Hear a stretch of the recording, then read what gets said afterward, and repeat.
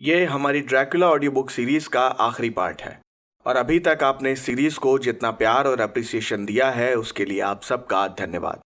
और मैं चाहता हूं कि आप इस वीडियो को आखिरी तक देखें क्योंकि आखिर में आपके लिए कुछ सरप्राइज है। अब बिना देर किए चलते हैं सीधा वीडियो पर। स्टोरी सुनने से पहले एक इम्पॉर्टेंट अनाउंसमेंट। हमारी वेबसाइट अब लाइव हो चुकी है जिस पर आप कई तरह का इन्फॉर्मेटिव और इंफोटेनमेंट कंटेंट हिंदी और इंग्लिश दोनों में ही पढ़ सकते हैं। मैं हर रोज इस पर 1 या 2 ब्लॉग्स अपडेट करता हूं। अगर आपको हॉरर मूवीज के सजेशंस चाहिए या फिर आप अलग अलग फोकलोर, मिथ और हिस्ट्री के बारे में जानना और पढ़ना चाहते हैं तो वेबसाइट पर जाइए और एंजॉय कीजिए। वेबसाइट का लिंक आपको डिस्क्रिप्शन और पिन कमेंट में मिल जाएगा।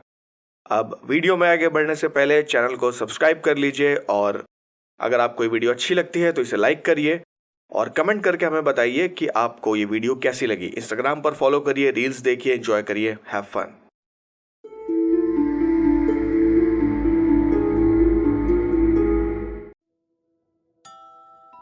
15 अक्टूबर, वारना, जॉनथन हार्कर का जर्नल।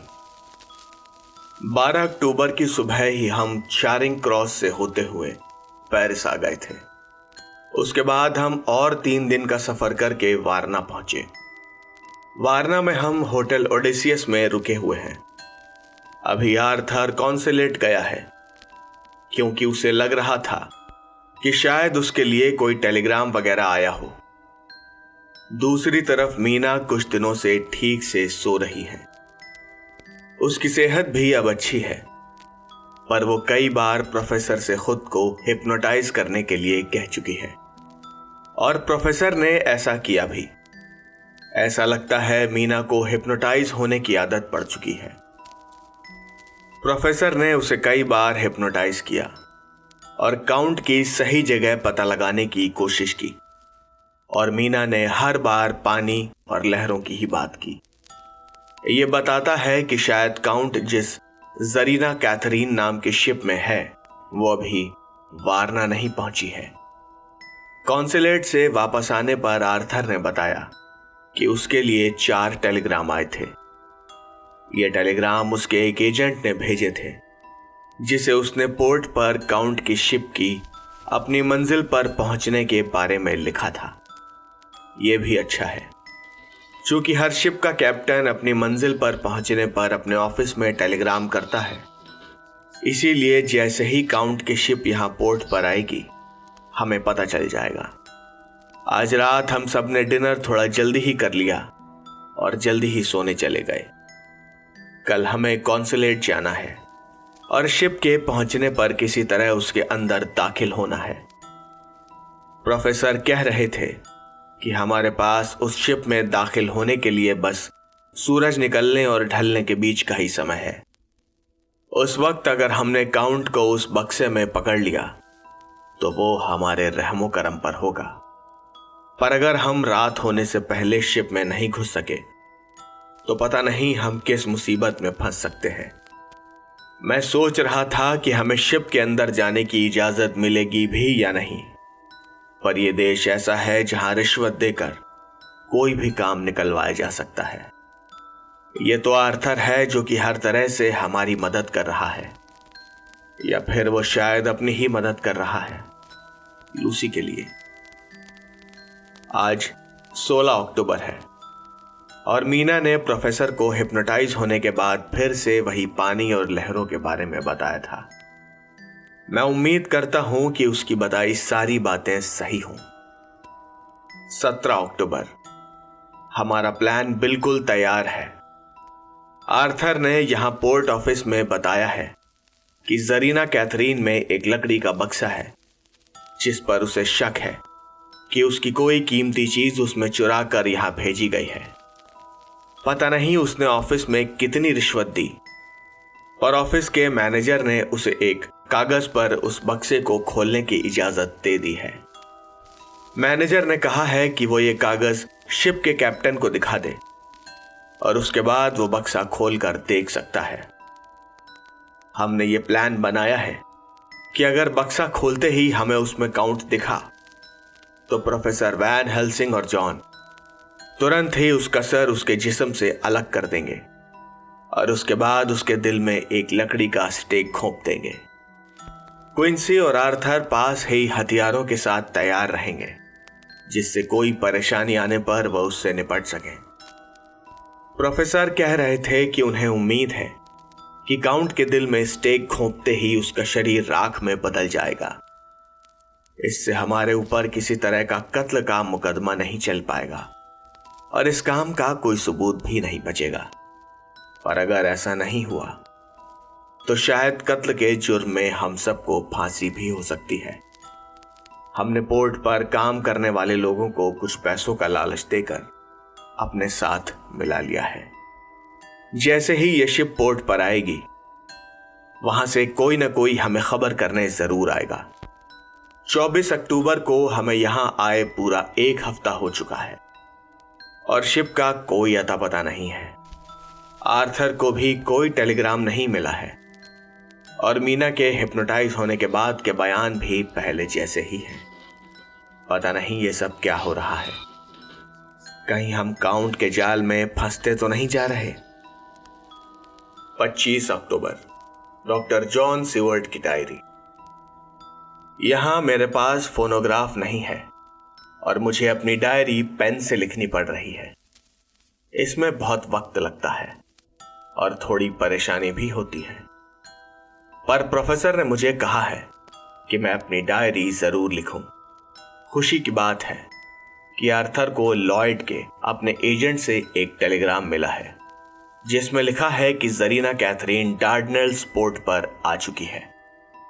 ये हमारे लिए अच्छा मौका है, पर मुझे मीना की थोड़ी चिंता हो रही है। जब से हम यहाँ आए हैं, उसने जैसे अपने जज्बात अपने मन में ही दबाए रखे हैं और उसके शरीर में भी कुछ बदलाव हुए हैं। जॉनथन खुश है कि मीना की सेहत पहले से अच्छी है, पर मैं और प्रोफेसर उस आने वाले खतरे को देख रहे हैं। प्रोफेसर लगभग रोज दिन में 2 बार मीना का चेकअप करते हैं और वो खास तौर पर उसके दांत जरूर देखते हैं। हमने हारकर को अपने शक के बारे में नहीं बताया है, क्योंकि शायद इससे उसकी हिम्मत बिल्कुल ही टूट जाएगी। प्रोफेसर ने मुझसे कहा है कि जब तक मीना के दांत लूसी की तरह नोकीले होते दिखाई नहीं देते, तब तक हमारे पास वक्त है। पर अगर इसका उल्टा हुआ तो हमें वो करना होगा जो हम में से कोई भी करना नहीं चाहता। जरीना कैथरीन कल डार्डनेल्स पोर्ट पर पहुंच चुकी है और किसी भी हालत में उसे यहां आज दिन में पहुंच जाना चाहिए। आज दोपहर तक भी हमें शिप के वारना पहुंचने का कोई संदेश नहीं मिला है। हम सभी इस काम को अंजाम देने के लिए तैयार थे, पर हमसे अब ये देरी बर्दाश्त नहीं हो रही थी। हम सारे ही मर्द थोड़ा रोमांच महसूस कर रहे हैं, सिवाय जॉनथन के। वो एकदम शांत है और अपनी गोरखा खुखरी को धार लगाने में जुटा हुआ है। अगर उसकी खुखरी काउंट की गर्दन तक पहुंच गई तो हमारा काम बन गया समझो। पर आज मैं और प्रोफेसर मीना को लेकर थोड़ा ज्यादा चिंता में हैं। मीना दोपहर को बहुत सुस्त लग रही थी, पर इसका कोई कारण हमें दिखाई नहीं पड़ा।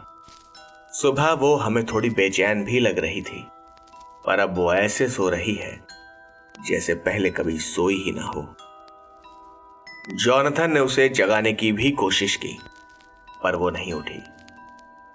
ऐसा होना तो नहीं चाहिए था। शाम को जब मीना सोकर उठी तो वो काफी सुकून में लग रही थी।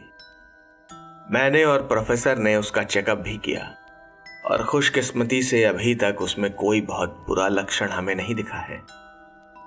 पर अजीब बात है कि अगले 2 दिनों तक भी जरीना कैथरीन यहां नहीं पहुंची है। न जाने ऐसा क्यों है।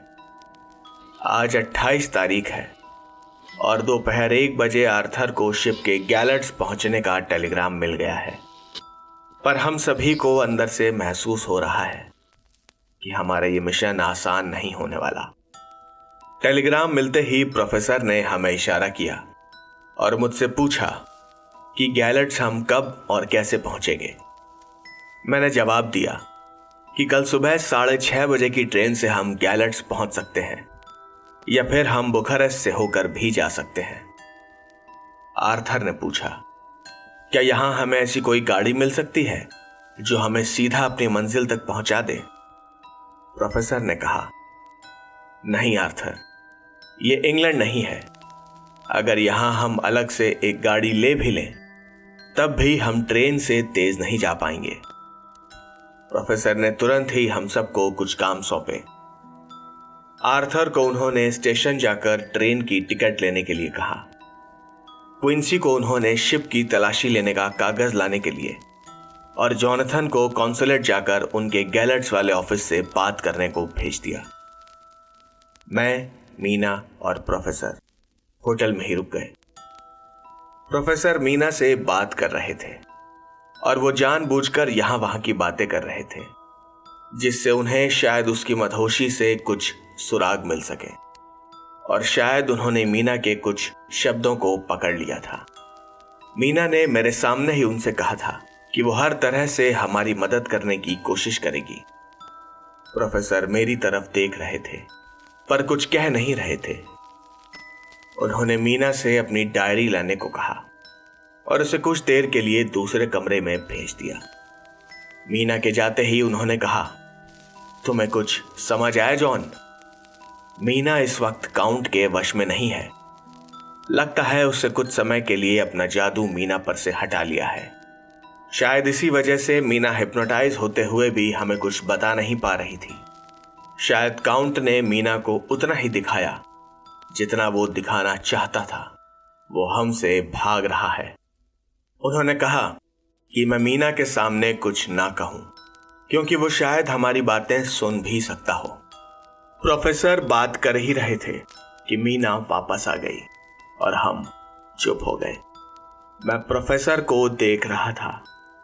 वो बहुत कुछ कहना चाह रहे थे पर वो बड़ी मुश्किल से खुद पर काबू रखे हुए थे। 29 अक्टूबर। मैं ये डायरी वारना से गैलेट्स जाते हुए ट्रेन में लिख रहा हूं। ट्रेन में भी प्रोफेसर ने मीना को हिप्नोटाइज किया था। वो शायद एक आखिरी बार उससे कुछ काम की जानकारी निकलवाना चाह रहे थे, पर मीना ने हमें कुछ खास नहीं बताया। पहले तो उसे हिप्नोटाइज करने में ही प्रोफेसर को काफी वक्त लग गया, और जब मीना की आंखें बंद हुईं तो हमें उससे कई सवाल करने पड़े जो कि हमें आम तौर पर नहीं करने पड़ते हैं। खैर, मीना ने बताया कि उसे कई लोगों के भाग दौड़ की आवाजें आ रही हैं और उसे गोलियां चलने की आवाजें भी सुनाई दी थी। अगर हम इसे कोई सुराग भी मान लें तो भी ये अधूरा है। गैलेट्स पहुंचने तक हम कुछ नहीं कर सकते। हम आज रात 2-3 बजे तक गैलेट्स पहुंच गए थे, पर हमारी ट्रेन 3 घंटे देरी से पहुंची थी। वैसे भी हम बुखारेस्ट में रात में अपने मिशन को अंजाम नहीं देना चाहते। सुबह मीना को प्रोफेसर ने हिप्नोटाइज किया और हमारी खुशकिस्मती थी कि मैडम मीना ने हमें कुछ सुराग तो दिए हैं। मीना ने बताया कि उसे कुछ लोगों की आवाजें सुनाई दे रही हैं, पर वो नहीं जानती कि वो क्या बात कर रहे हैं। मीना कह रही थी कि उन लोगों की भाषा उसे समझ नहीं आ रही। इसके अलावा उसे भेड़ियों के हुआने की आवाजें भी आ रही थी। पर अजीब बात है कि ये सब कहने के बाद मीना जैसे सुन्न सी पड़ गई थी। जब वो सोकर उठी तो वो बस एक ही बात कह रही थी कि उसे ठंड लग रही है। वो काफी देर तक अकेले बैठकर न जाने क्या सोचती रही। 30 अक्टूबर। जॉनथन हार्कर का जर्नल। हम आज सुबह 9 बजे पोर्ट पर पहुंचे और उस लकड़ी के बक्से के बारे में पता करना शुरू किया। जरीना कैथरीन पोर्ट पर आ चुकी है और मैं और प्रोफेसर शिप के कैप्टन से मिले। उसने हमें बताया कि वो बक्सा तो कल ही स्किंस्की नाम के एक आदमी ने किसी को भेजकर शिप से उठवा लिया था। हमने पोर्ट के ऑफिस में स्किंस्की के बारे में पूछा तो उसके बारे में किसी को कुछ पता नहीं था। उसके एक पड़ोसी ने बताया कि वो पिछले 2 दिन से लापता है। हमें डर था कि कहीं उसके साथ कुछ गलत तो नहीं हुआ। हमारा डर सही था। जल्दी ही गांव में पूछने पर हमें पता चल गया कि स्किंस्की की लाश सेंट पीटर्स चर्च के अहाते में मिली है। उसकी लाश के चीथड़े हो चुके थे और उसकी गर्दन को बुरी तरह से नोचा गया था। गांव के लोग कह रहे थे कि ये भेड़ियों का काम है, पर कुछ लोगों का कहना था कि ये किसी स्लोवाक ने किया है। उन्हें एक खास आदमी पर शक था, जिसे उन्होंने थोड़ा ढूंढने के बाद पकड़ भी लिया। इस सब से दूर हम यहाँ गैलर्ड्स में अपने होटल आ गए, क्योंकि हमें कुछ भी ठोस नहीं मिल रहा था। 30 अक्टूबर, मीना हारकर का जर्नल। दिन भर के थके ये सारे लोग शाम को जब होटल वापस आए तो कुछ निराश लग रहे थे। हम सब मिलकर आगे का प्लान तैयार कर रहे थे, क्योंकि जॉनथन ने हमें बताया कि स्केड्सनी लोग काउंट को अपना लॉर्ड मानते हैं और काउंट से पहले शायद हमें उसके कई नौकरों से भिड़ना पड़ सकता है। हम आज रात 11:30 बजे की ट्रेन से वेरेस्टी के लिए निकलेंगे, जहां से मुझे प्रोफेसर के साथ एक अलग बग्घी में बोर्गो पास तक जाना होगा। 30 अक्टूबर, जॉनथन हारकर का जर्नल। मैं और आर्थर एक भाप से चलने वाली बोट पर हैं और बिस्ट्रिट्स की तरफ तेजी से बढ़ रहे हैं। आर्थर और क्विंसी बग्घी और घोड़ों का इंतजाम करने गए हैं और मीना प्रोफेसर के साथ है। प्रोफेसर कह रहे थे कि वो 1-2 दिन में ही मीना को ये बड़े बोर की रिवॉल्वर चलाना सिखा देंगे। अगर इसकी जरूरत पड़ी तो मीना कम से कम खुद की और हमारी मदद तो कर ही सकती है। हालांकि मुझे और आर्थर को अपने सफर में कोई परेशानी पेश नहीं आई है, क्योंकि यहां सब लोग हमें सरकारी मुलाजिम समझ रहे हैं। ये शायद आर्थर के महंगे कपड़े और उसका रुतबा ही है कि सभी लोग हमसे बड़ी ही इज्जत से पेश आए हैं। वहां से जॉनथन और आर्थर पानी के रास्ते और क्विंसी और जॉन एक दूसरे रास्ते से कासल की तरफ बढ़ेंगे। 1 नवंबर, मीना हारकर का जर्नल। हम पूरे दिन सफर करते रहे और वो भी अच्छी रफ्तार से। जहां भी हमें किसी तरह की परेशानी हुई, प्रोफेसर ने पैसे देकर या हाथ जोड़कर अपना रास्ता निकाल लिया था। मैंने प्रोफेसर का ये रूप नहीं देखा था। आम लोगों से वो जितनी विनम्रता और प्यार से पेश आते हैं, वो उनके आम व्यवहार से काफी अलग है और मुझे खुशी है कि वो ऐसे हैं। पर मुझे एक बात तो समझ आ गई है, यहाँ ट्रांसिल्वेनिया के लोगों को भगवान और शैतान की अच्छी समझ है। मेरे माथे पर जो जलने का निशान है, उसे देखकर यहाँ की औरतें खुद ब खुद अपनी उंगलियों से क्रॉस का निशान बना लेती हैं। इसका मतलब है कि वो जानती हैं कि ये क्या है। उन सब ने मेरे लिए प्रार्थना भी की और शायद इसीलिए उन्होंने मेरे खाने में लहसुन थोड़ा ज्यादा डाला था, ताकि मैं किसी शैतानी शक्ति से दूर रहूं। 2 नवंबर आ गया है और हम कारपाथियन माउंटेन्स तक आ चुके हैं। अब तक हम 2 बार अपने घोड़े भी बदल चुके हैं, क्योंकि हम उनके आराम करने का इंतजार नहीं कर सकते। यहाँ ठंड काफी बढ़ चुकी है और हम अपने गर्म कपड़ों के भरोसे ही हैं। खाना खाने और घोड़ों को पानी पिलाने के अलावा हम ज्यादा रुक भी नहीं सकते, क्योंकि ऐसा करने से हमारे मिशन में परेशानियां आ सकती हैं। प्रोफेसर कह रहे हैं कि हम सुबह तक बोर्गो पास पहुंच जाएंगे। 4 नवंबर, प्रोफेसर एब्राहम वैन हेल्सिंग का नोट डॉक्टर जॉन स्यूअर्ट के नाम। ये नोट मेरे सबसे पुराने और शायद इकलौते दोस्त के नाम है, क्योंकि मुझे नहीं पता कि मैं उसे दोबारा देख भी पाऊंगा या नहीं। मैंने और मैडम मीना ने कल की वो ठंडी रात बड़ी मुश्किल से काटी थी। आज भी वो पूरा दिन बड़ी ही सुस्त और थकी लग रही थी। वो पूरा दिन सोती ही रही और शायद 1 घंटे के लिए भी नहीं जगी। उसने अपनी डायरी भी नहीं लिखी। वैसे हम कल सुबह ही बोर्गो पास पहुंच चुके थे। मीना के सोने जागने का समय बिल्कुल अस्त व्यस्त हो चुका है। वो कब सोती है और कब जागती है, ये मेरी समझ से तो बाहर है। आज दिन भर वो सोती रही है और रात में एकदम सतर्क होकर जागती रही। मैंने जब खाने का इंतजाम किया और उसे खाना खाने के लिए पूछा, तो वो हंसने लगी और कहने लगी कि वो पहले ही खा चुकी है। मीना ने कब खाना खाया मुझे नहीं पता, पर वो बीमार या थकी हुई तो बिल्कुल भी नहीं लग रही। मुझे उसकी हरकतें ठीक नहीं लगती पर मैं अभी कुछ करने की हालत में नहीं हूं। 5 नवंबर की सुबह मीना को मैंने हिप्नोटाइज करके सुला दिया और उसे बग्घी में लिटा दिया। सोते वक्त वो जैसे सुर्ख लाल हो गई थी और मुझे ये देखकर डर लग रहा था। ये डर मुझे मीना से नहीं बल्कि उसकी रगों में दौड़ते काउंट के खून और खुद से लग रहा था, क्योंकि मैं ऐसा कुछ नहीं करना चाहता जिस पर मुझे जिंदगी भर पछतावा हो। जॉन, तुम मुझे पागल कह सकते हो, पर हर कुछ मील जो हम आगे बढ़ रहे हैं, मेरे अंदर का डर मुझ पर हावी हो रहा है। उस शैतान से लड़ने के लिए हमने कई जिंदगियां दांव पर लगा दी है। सूरज ढल रहा था और उस ढलते हुए सूरज में मैंने दूर पहाड़ों के बीच एक कासल देखा। ये वैसा ही था जैसा जॉनथन ने अपनी डायरी में लिखा था। मीना अब भी सो रही थी। हम कासल से बहुत ज्यादा दूर नहीं हैं। मैंने एक पेड़ की छांव में बग्घी को रोका और घोड़ों को दाना पानी दिया। मैंने पास ही आग जलाई और मीना को जगाने की कोशिश की। जब वो उठी तो एकदम तरोताजा और खूबसूरत लग रही थी, पर मीना की यह खूबसूरती डराने वाली थी। मैंने उसे बिठाया और उसके आसपास पवित्र ब्रेड से एक बड़ा सा दायरा बना दिया। मीना उस घेरे में एकदम खामोश बैठी थी।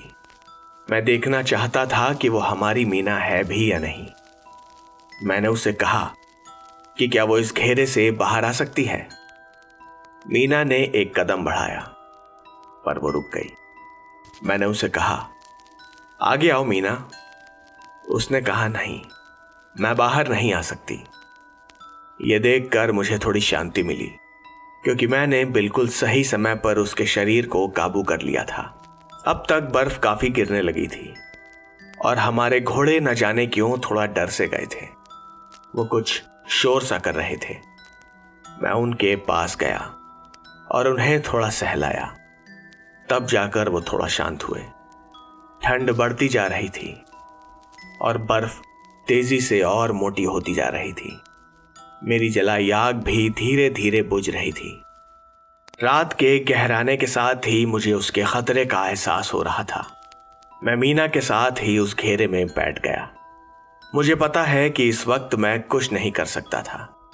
ये इलाका मेरा नहीं है और मैं यहां अकेला हूं। बर्फ बढ़ती गई और हमारे चारों तरफ बर्फ की एक दीवार सी बनती जा रही थी।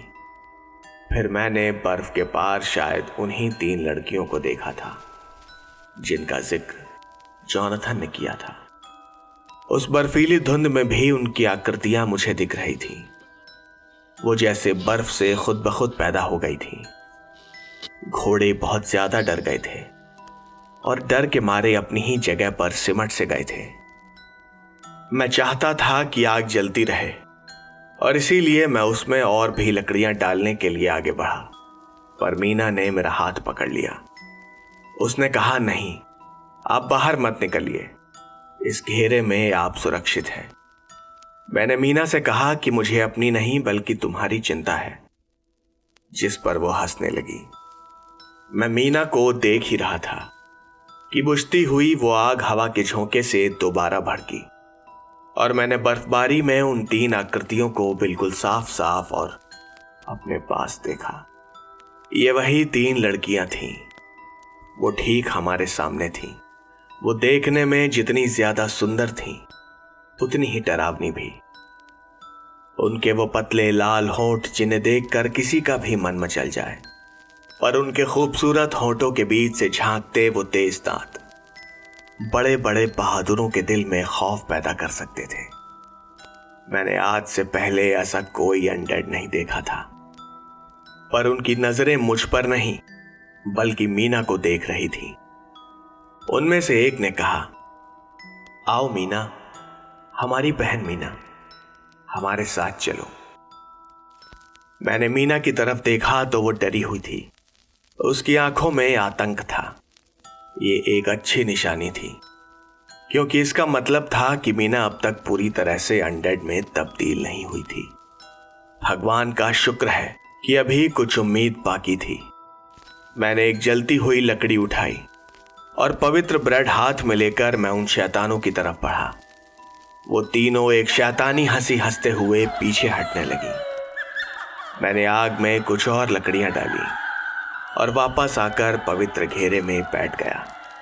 हमारे घोड़े पास ही बैठे हुए थे और शांत हो गए थे। वो तीनों चुड़ैलें रात भर हमारे सामने ही रहीं और तरह तरह से मीना को अपने पास बुलाने की कोशिश करती रहीं। पर सुबह की पहली किरण पहाड़ की चोटी पर पड़ते ही वो जैसे हमारे सामने आई थी, वैसे ही एक धुंध में तब्दील होकर कहीं गायब हो गईं। इस रात हम सो नहीं पाए थे। दिन में बर्फ पड़ना तो बंद हो गई थी, पर ठंड कम नहीं हुई थी। मैंने आग अब भी जला रखी थी, पर हमारे घोड़े वो मर चुके थे। इस भयानक ठंड ने उन्हें खुद में समा लिया था। मैं अपने अगले कदम के बारे में सोच रहा था, पर मेरा दिमाग अभी ज्यादा चल नहीं रहा।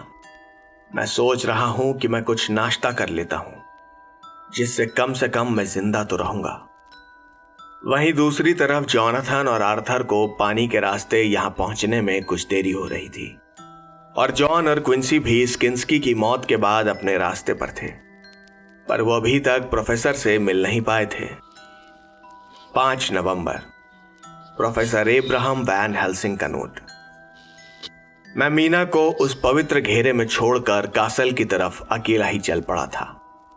मैंने अपनी बग्घी से एक हथौड़ा उठा लिया था, जो शायद दरवाजे के कब्जे वगैरह तोड़ने में मेरे काम आता। मैं नहीं जानता कि कासल में घुसने के बाद मैं वापस आ पाऊंगा या नहीं, पर मैं समझ चुका हूं कि हमारे पास ज्यादा वक्त नहीं है। अगर हम समय रहते मीना को नहीं बचा पाए तो हमारी सारी मेहनत बेकार हो जाएगी। कासल के अंदर जाने में मुझे कोई खास परेशानी नहीं हुई। जॉनथन की डायरी से मुझे बड़ी ही आसानी से कासल के नीचे बने चैपल का रास्ता मिल गया था, पर पता नहीं क्यों मुझे लग रहा था कि मीना सुरक्षित नहीं है। मैंने उसे पवित्र घेरे में छोड़ा तो है, पर अगर उस शैतान के भेजे भेड़िए वहां आ गए तो फिर क्या होगा? उन पर तो उस पवित्र घेरे का कोई असर नहीं होगा, पर उन भेड़ियों के मुंह में जाना एक अनडेड बनने से कहीं बेहतर है। ये खतरा तो हम दोनों को मोल लेना ही होगा, और भगवान और अपनी किस्मत दोनों पर भरोसा तो करना ही पड़ेगा। मैं जानता हूं कि इस चैपल में कम से कम 3 कब्रें तो जरूर होंगी। मैंने ढूंढा और मुझे एक कब्र मिल गई। इसमें वो लड़की लेटी हुई थी। ऐसी खूबसूरती मैंने अपनी जिंदगी में कभी नहीं देखी थी। अब मैं समझ पा रहा हूं कि बड़े बड़े योद्धा भी अनडेड को मारने में असफल कैसे हो जाते हैं। वो इनकी खूबसूरती में इतना खो जाते थे कि अपना मकसद ही भूल जाया करते थे। वो बस इन्हें सम्मोहित से देखते रहते होंगे और ये शैतान शाम होने का इंतजार करते होंगे। मैं ये इसीलिए लिख रहा हूं क्योंकि मेरे साथ भी ऐसा ही हो रहा है। मेरे ऊपर एक जादू सा छा रहा था और मैं चाहकर भी इस गलीज जीव पर वार नहीं कर पा रहा था। पर मैंने भगवान का नाम लिया और बाकी की दोनों कब्रों को भी ढूंढ निकाला। पर उस चैपल में एक और बड़ा सा कॉफिन रखा था, जिसे मैं बहुत देर से देख रहा था। मैं उसके पास गया तो उस पर कई तरह की नक्काशी बनी हुई थी। ये एक बहुत बड़ा और शानदार कॉफिन था जो सबसे अलग था, और उसके ऊपर बस एक शब्द लिखा हुआ था, ड्रैकुला। मैंने अपना क्रॉस जोर से पकड़ लिया था। इन तीनों लड़कियों को ठिकाने लगाने से पहले मैंने काउंट के बारे में सोचा, क्योंकि ये उस गंदे पेड़ की जड़ है जहां से ये शैतान अपनी ताकत पाते हैं। मेरे अंदर थोड़ा डर था, पर वो स्वाभाविक ही था। मैंने काउंट का कॉफिन खोलकर उसके अंदर थोड़ी पवित्र ब्रेड रख दी, जिससे वो इसके अंदर ना लेट पाए। इसके बाद मैंने अपना काम शुरू किया। मैं एक एक करके उन तीनों को ठिकाने लगाता गया। भगवान जानता है कि ये एक कसाई का काम था जो मैं भगवान के नाम पर कर रहा था, पर फिर भी मैंने वो किया। मीना, जॉनथन, हम सब की और इंसानियत की खातिर। उन तीनों शैतानों की गर्दन उनके सर से अलग करते ही उनका शरीर उनकी कब्र में ही एक मिट्टी के ढेर में बदल गया। मैंने कासल के सारे दरवाजे जहां से काउंट अंदर आ सकता है सील कर दिए हैं। मुझे उम्मीद है कि अब वो कासल में नहीं जा पाएगा और हम उसे आराम से बाहर ही टिकाने लगा देंगे। मैंने आज जो किया है, भगवान जानता है कि मैं कभी भी ऐसा नहीं करना चाहता था, पर इन शैतानों को किसी को तो ठिकाने लगाना ही पड़ेगा। कासल से बाहर निकलते ही मैं जितना जल्दी हो सके मीना के पास पहुंचा। वो अब तक जाग चुकी थी। उसका चेहरा थोड़ा पीला सा था और ये एक अच्छा संकेत था, क्योंकि सोते वक्त उसके चेहरे पर जो शैतानी लाली आती थी वो भयानक थी। मीना ने मुझे दूर से ही देख लिया था और वो कहने लगी कि हमें यहां से चलना चाहिए, जॉनथन के पास। वो यहां से ज्यादा दूर नहीं होगा। 6 नवंबर, मीना हार्कर का जर्नल। जॉनथन और आर्थर पूरब दिशा की ओर से आ रहे थे और दोपहर में हमने उसी तरफ रुक कर लिया था। हमारे पास काफी सामान था, इसीलिए ढलान होने के बावजूद हम तेजी से नहीं जा रहे थे। जहां हम थे वहां दूर दूर तक किसी इंसान का नामो निशान नहीं था और इसीलिए हम खाने पीने और खुद को गर्म रखने का कोई सामान छोड़ना नहीं चाहते थे। करीब 1-1.5 मील चलने के बाद मैं काफी थक गई थी और दूर पहाड़ी पर मुझे कासल ड्रैकुला दिखाई दे रहा था। वो कासल दूर से भी इतना डरावना लगता था कि मैंने अपना मुंह दूसरी तरफ कर लिया था। हमें कुछ दूर से भेड़ियों की आवाजें भी आ रही थीं। शायद उन्हें हमारी गंध मिल गई थी। प्रोफेसर कोई ऐसी जगह ढूंढ रहे थे जहां से वो भेड़िए हम पर हमला ना कर पाए और हम उनसे खुद को बचा सके। प्रोफेसर ने मुझे इशारा किया और पहाड़ में बनी एक दरार की तरफ भागने को कहा। मैंने जल्दी से सामान उठाया और उस तरफ चल पड़ी। वो दरार एक छोटी सी गुफा में खुलती थी, जिसके मुहाने को हम आराम से बंद कर सकते थे। उन्होंने मुझे अंदर बिठा दिया और सारा सामान भी अंदर फेंक दिया।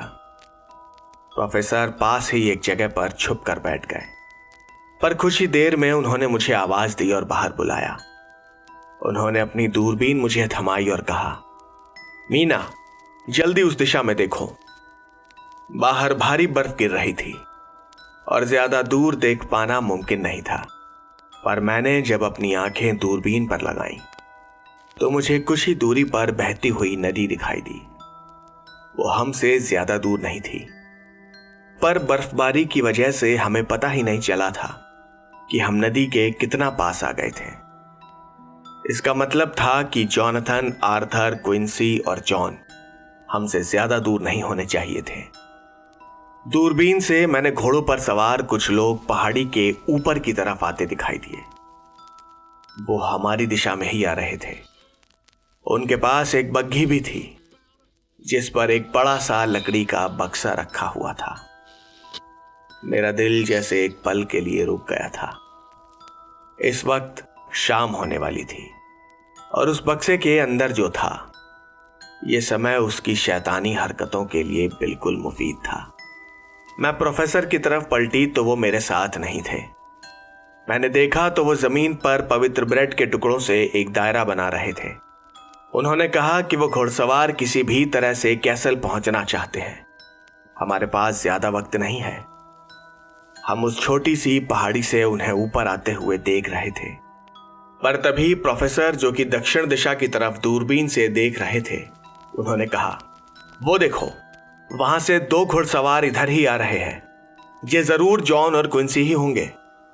मैंने दूरबीन से देखा तो ये वही दोनों थे। मेरी जान में जान आई और नदी की तरफ मैंने दूसरी दिशा में दूरबीन घुमाई तो मुझे 2 और घुड़सवार आते दिखाई दिए। उनमें से एक को तो मैं अंधेरे में भी पहचान सकती थी। ये मेरा जॉनथन था और उसके साथ वो दूसरा आर्थर ही हो सकता था। जॉनथन और आर्थर शायद काउंट को ले जा रहे उन घुड़सवारों का पीछा कर रहे थे। यानी वो दोनों बिल्कुल सही रास्ते पर और बिल्कुल सही समय पर यहां पहुंचे थे। मैंने प्रोफेसर को बताया तो वो खुशी से उछल पड़े। उन्होंने अपनी राइफल निकाली और हवा में एक फायर किया। इससे हमारे दोस्तों को हमारी बिल्कुल सही पोजीशन मिल गई थी, पर उस गोली की आवाज से वो घुड़सवार भी काफी सतर्क हो गए थे। मैंने यहां वहां नजर घुमाई तो भेड़िए हमारे करीब आ गए थे और वो हमें घेरने की कोशिश कर रहे थे। हम उन घुड़सवारों को उनके कपड़ों से पहचान गए थे। ये जिप्सी लोग थे। शायद हमारी गोली की आवाज सुनकर उन्होंने अपनी रफ्तार बढ़ा दी थी। हम पहाड़ी की ढलान पर थे और वो चढ़ाई पर उन्हें हमारी सही पोजीशन का पक्का पता नहीं था। वो हमारे काफी करीब आ गए थे और मैंने और प्रोफेसर ने अपनी बंदूकें तैयार कर ली थी। हम उन्हें चौंकाने के लिए तैयार थे कि तभी पीछे से दो आवाजें आईं। रुक जाओ, अभी रुक जाओ। एक आवाज तो जॉनथन की थी और दूसरी क्विंसी की। यह अचंभा ही था कि जॉन, आर्थर, क्विंसी और जॉनथन इतनी तेजी से हमारे करीब आ गए थे। जॉन और आर्थर ने उन जिप्सियों को पकड़ने की कोशिश की, पर उनका लीडर, जो देखने में काफी लंबा चौड़ा था, उनके इशारे पर जिप्सियों ने अपने घोड़े बहुत तेजी से दौड़ा दिए थे। पर उनकी बदकिस्मती थी कि उन्होंने हमें अब तक देखा नहीं था। अगले ही पल हम उनके सामने थे और हमारी बंदूकें उनके मुंह पर। उन्हें रुकना पड़ा था। जॉनथन और आर्थर उनके पीछे थे और जॉन और क्विंसी ने उन्हें दो तरफ से घेर लिया था। खुद को बंदूकों से घिरा देखकर उन जिप्सियों के लीडर ने अपना घोड़ा एक तरफ फेंका और वो भागने लगा। मगर बाकी जिप्सीज ने अभी तक हिम्मत नहीं हारी थी। जिस बग्घी में वो लकड़ी का बक्सा रखा हुआ था, उन्होंने उसे घेर लिया। पर जॉनथन पर तो जैसे खून सवार था। उसने किसी की परवाह नहीं की और दो जिप्सियों को धक्का देकर उस बक्से तक पहुंच गया। उसने अकेले ही वो बक्सा उठाकर बग्घी से फेंक दिया। उसे देखकर वो जिप्सी थोड़ा डर गए थे और किसी ने भी उस पर हमला करने की हिम्मत नहीं की। मैंने जॉनथन का ये रूप कभी नहीं देखा था। क्विंसी भी उन जिप्सीज पर टूट पड़ा था। वो जिप्सी अपनी चाकुओं से उस पर वार कर रहे थे, पर क्विंसी पर किसी का कोई काबू नहीं था। वो अपनी बड़ी सी बोई नाइफ से उनसे बचता जा रहा था, पर उसे कुछ चोटें आई थीं। क्विंसी ने अब सोचना भी छोड़ दिया था। उसने उन जिप्सीज को मारना शुरू कर दिया था। उसने कई जिप्सीज को चाकू मारे। वो पागल हो चुका था। उससे डरकर उन जिप्सीज का घेरा टूट गया और वो तितर बितर हो गए। पर क्विंसी को चोट भी आई थी। उसने अपनी छाती पर हाथ रखा हुआ था और मैं उसकी उंगलियों के बीच से बहता हुआ खून देख पा रही थी। पर वो अब भी रुका नहीं था। उसने और जॉनथन ने मिलकर अपनी चाकुओं से उस बक्से का ढक्कन, जो कि कीलों से बंद था, उसे खोलना शुरू किया। जिप्सी जानते थे कि अगर उन्होंने लड़ने की कोशिश की तो हमारी बंदूकें उन्हें छलनी कर देंगी। वो घुटनों पर बैठ गए थे। पहाड़ी के ऊपर सूरज लगभग ढल चुका था और जॉनथन और क्विंसी ने वो बक्सा खोल दिया था। मैंने काउंट को दोबारा देखा। उसका वो डरावना पीला सफेद सा चेहरा। जैसे ही जमीन पर हमारी परछाई पड़ना बंद हुई, काउंट ने अपनी आंखें खोल दी, पर जॉनथन की खुखरी ने अब तक उसका दिल चीर दिया था। अगले ही पल क्विंसी ने भी अपनी बोई नाइफ काउंट के दिल में उतार दी। उसके मुंह से जो चीख निकली वो बहुत ही भयानक थी। पर मेरी आंखों के सामने ही एक चमत्कार हुआ। एक ऐसा चमत्कार जिसे हम सब न जाने कितने दिनों से देखना चाह रहे थे। काउंट का जिस्म तुरंत ही राख में बदल गया और हवा में कहीं खो गया। उस लाल आसमान में हम सब कासल ड्रैकुला को देख रहे थे। जिप्सीज को अपनी आंखों पर भरोसा नहीं हो रहा था। वो तुरंत ही हमसे बिना कुछ कहे वहां से भाग गए। जो भेड़िए हमारे पास आ गए थे वो खुद ब खुद दूर चले गए। क्विंसी अपनी जगह पर ही गिर पड़ा और दोनों डॉक्टर, प्रोफेसर और जॉन उसे संभालने के लिए दौड़े। उसके घाव से अच्छा खासा खून बह रहा था। मैं क्विंसी के पास ही बैठी थी। उसने कहा, हे भगवान, अच्छा है कि मेरी मौत इस नेक काम की खातिर हो रही है। हम सब के मुंह से निकला, आमीन। क्विंसी ने कहा, भगवान का शुक्र है कि हमारी मेहनत बेकार नहीं गई। उसने मेरे माथे पर हाथ रखा और कहा, मीना, तुम्हारा माथा और तुम्हारी आत्मा दोनों ही अब इस बर्फ की तरह साफ हो चुकी है। मैंने अपने माथे को छुआ तो वो निशान जा चुका था, और उसके साथ क्विंसी भी। वो एक बहादुर इंसान और एक अच्छा दोस्त था, जिसने इंसानियत के लिए बिना किसी पछतावे के अपनी जान दी थी। आखिरी एंट्री, जोनाथन हार्कर। 7 साल पहले हम सब जैसे शोलों से गुजरे थे, और शायद इसीलिए हम सब जिंदा हैं और अपनी अपनी जिंदगी में खुश भी हैं। मीना और मेरे लिए एक और खुशी की बात हुई कि हमारे बेटे का जन्मदिन उसी दिन होता है जब क्विंसी ने हमारे लिए अपनी कुर्बानी दी थी। मैं मानता हूं कि क्विंसी की आत्मा का कोई ना कोई हिस्सा हमारे बेटे में भी है, इसीलिए कोई उसे किसी भी नाम से बुलाए, मैं और मीना उसे क्विंसी कहकर ही पुकारते हैं। इस साल गर्मियों में हम ट्रांसिल्वेनिया घूमने भी गए थे। वहां की खूबसूरती और वादियां सच में कितनी सुंदर हैं, पर हमें अपने उस सफर में उनके मजे लेने का मौका ही नहीं मिला था। कासल ड्रैकुला अब भी वहीं खड़ा है। आर्थर और जॉन भी शादी कर चुके हैं और अपनी अपनी जिंदगी में खुश हैं। मैं चाहता था कि हमारी लिखी गई डायरी और मेमोरेंडम को इकट्ठा करके इस पर कुछ लिखा जाए या इस पर कोई नाटक बनाया जाए, पर शायद ऐसा मुमकिन नहीं। हमारी बातों को कौन सच मानेगा? पर प्रोफेसर को इन सब बातों से फर्क नहीं पड़ता। वो कहते हैं कि बड़े होकर क्विंसी जब इन डॉक्यूमेंट्स को पढ़ेगा तब वो समझेगा कि उसके माता पिता कितने बहादुर इंसान हैं। Jonathan Harker. जो इमेज आप अभी अपनी स्क्रीन पर देख रहे हैं वो है असली कासल ड्रैकुला, और ये प्रॉपर्टी है व्लाद द इम्पेलर यानी व्लाद ड्रैकुल की, जिसे लोग ड्रैकुला भी कहते थे। खैर, अब आ जाते हैं आपके लिए जो मैंने सरप्राइज रखा है उस पर। आपका सरप्राइज ये है कि हमारी अगली ऑडियो बुक सीरीज है मिसिंग 411। ये है real search and rescue stories, जिसमें से कुछ पैरानॉर्मल है, कुछ क्राइम स्टोरीज हैं और कुछ सुपरनैचुरल भी हैं। तो अब सीधा मिलते हैं हमारी अगली ऑडियो बुक और उसके साथ कुछ और नई हॉरर स्टोरीज के साथ। तब तक के लिए bye, good night, have fun.